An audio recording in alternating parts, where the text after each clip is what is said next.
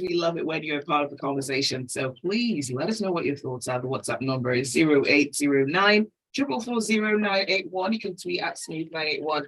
You can also catch the live stream up on our YouTube channel, Smooth981 FM Lagos. Rotus and Fisayo, good morning.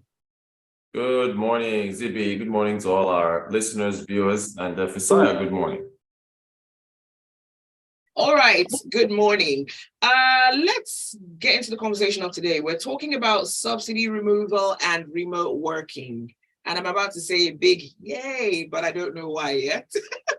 But anyway, so Rotus, do you think subsidy removal could possibly take us back to the COVID era when remote working basically exploded and people were having virtual meetings? Well, I mean, COVID forced everybody to stay home. In this case, it's a little different in that there's no mandates. And then I guess it depends on the type of work that you're doing. There are certain jobs that you cannot afford to work from home. But there will be a shift, though. There will be a shift. We already had a portion of this conversation yesterday when everybody was talking about what the price of fuel is now. And I think you will see a shift in terms of the conversations around hybrid work.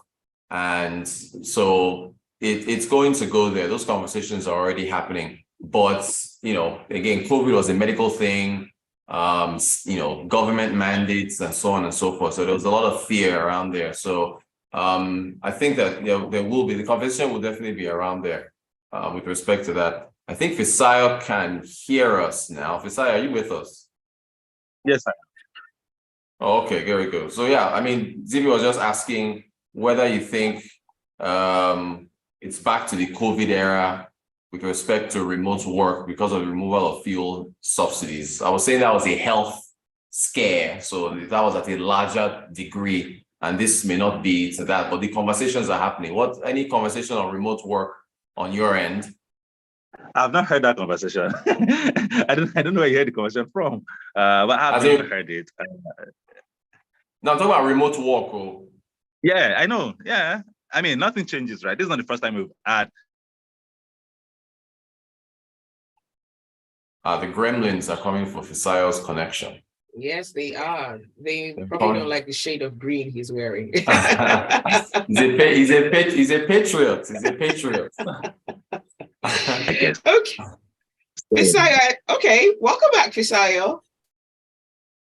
Okay, maybe this is the internet connectivity, the conversation we're having. I'm not sure what's happening. That is true. This could make remote working a bit difficult if we can't sort out the internet, right? And and there you go. So you right? see, Fisayo, we lost you. Yeah. So you have to start again. So fuel subsidies is not the problem. So I said, we lost you. You have to start again.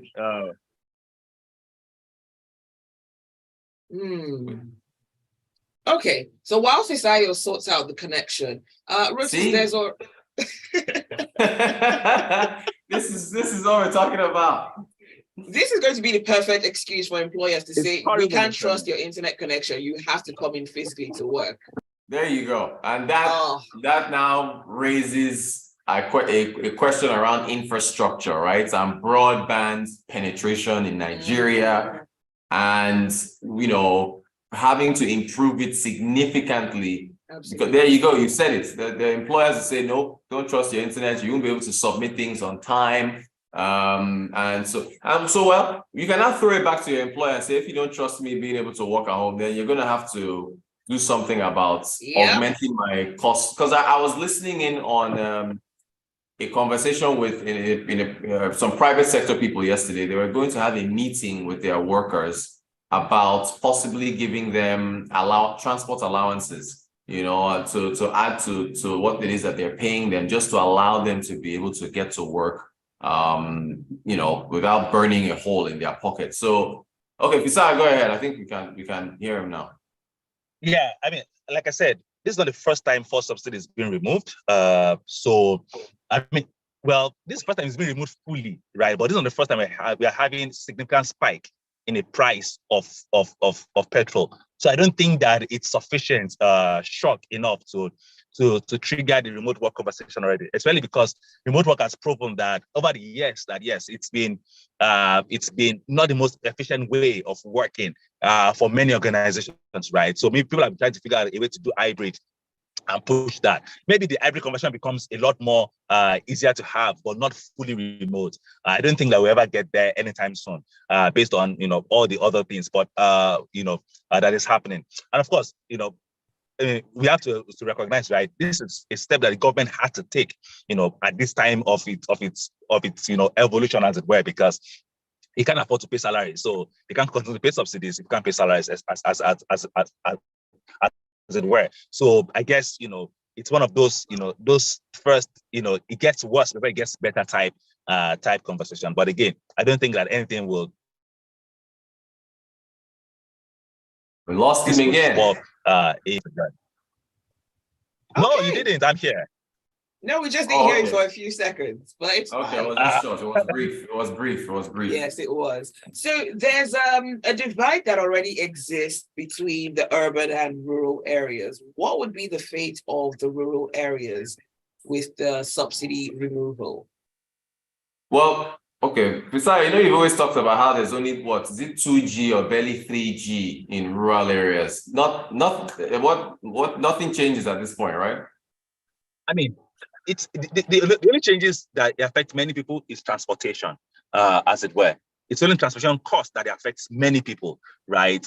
In fact, and of course, people have talked about, passed down to maybe say food inflation, for instance. But my argument against that might be that you'll be surprised that many food items are moved with diesel-powered vehicles rather than petrol-powered vehicles. And diesel has been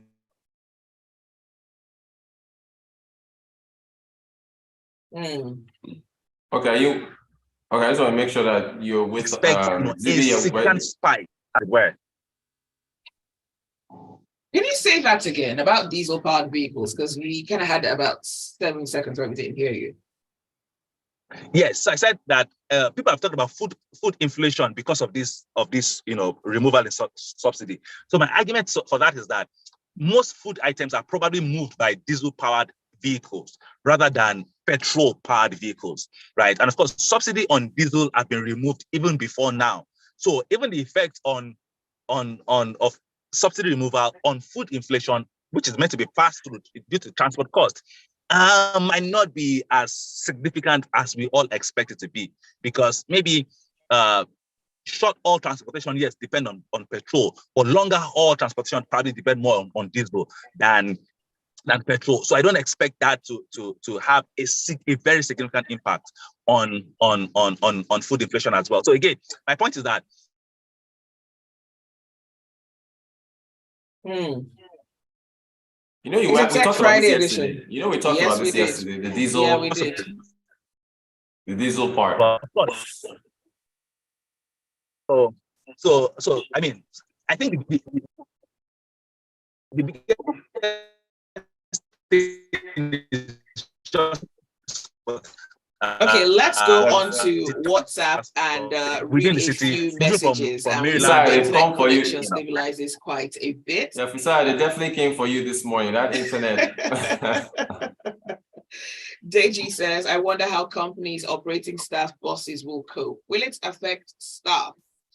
They'll probably, I don't know, but off the top of my head, I would think it shouldn't be too much of a problem because it's cheaper for the organizations to just continue to buy petrol than to increase individual salaries for staff, right? That would be a cheaper option for them, wouldn't it? Wait, what was Deji's question? He says, I wonder how companies operating staff buses will cope. Will it affect staff? Oh, well, I know the staff buses, it depends on, they run on petrol though, right? So that's a cost for the company itself. The company is the one that fuels the staff buses. Yeah, so they will bear the cost. The cost. I just think that again, people just pass down, their cost. My wife runs a school.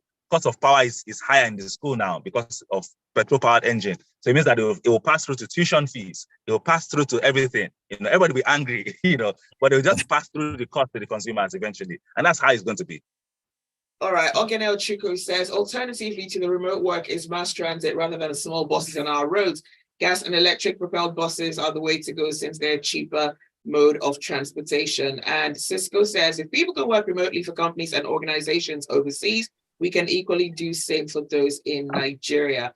Jonah says, there's no way the fuel price hike won't affect food prices. It's going to be pronounced, no doubt. Most last mile delivery of food items depend on petrol powered vehicles.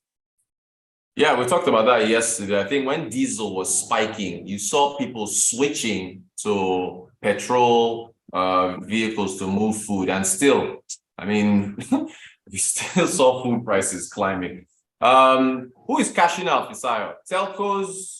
Are we going to see more sales of, I mean, with people, I guess if we see any switch at all, or are you saying that these things are just going to remain where they are? No move at all, no telcos, with people, some people saying they're going to, or hybrid, sorry, actually with hybrids. If we do the hybrid move, we see more hybrid work charges. Telco said to, should we be looking at buying telco stocks now?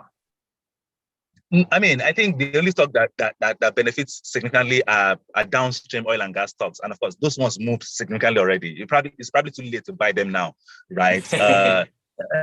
I mean, maybe not too late. There's still probably some upside there, but the stocks have moved. I mean, maybe 20%, 30% up within the last couple of days, right? So that's an important thing. The other issue for telcos, I don't think there's anything going to change because their base stations are powered by diesel anyway. So nothing changes in there. It's only downstream oil and gas sector that seem to have direct impact on this. Any other person is largely diesel or maybe gas power that they require for their manufacturing. To power their manufacturing plant. So there's really nothing in there for any other people. To benefit from. So I guess if you still think you can take position in oil and gas companies, downstream oil and gas companies, please go ahead and do that. I think that's where the upside might potentially come up from.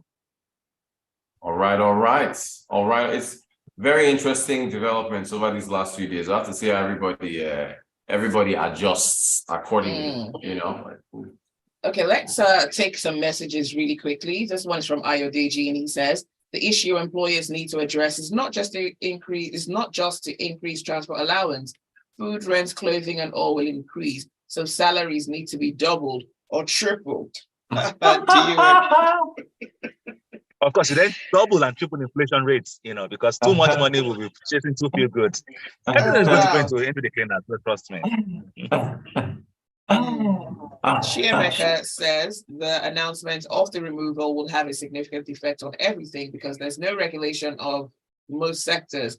We should all get ready for the worst. And Yinka says, work from home already? Nah, maybe let's do a day at home in a week. Let's look at possible tax rebates for pay-as-you-earn taxpayers.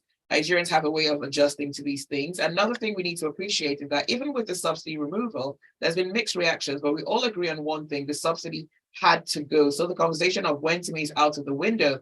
Lagos, for example, is in agreement with, Orlando, for the electric buses, and we have to hold them accountable for that. One of the evidence why Nigeria will adjust is that even with the new tax on alcohol, people are still declaring in clubs and bars. I know.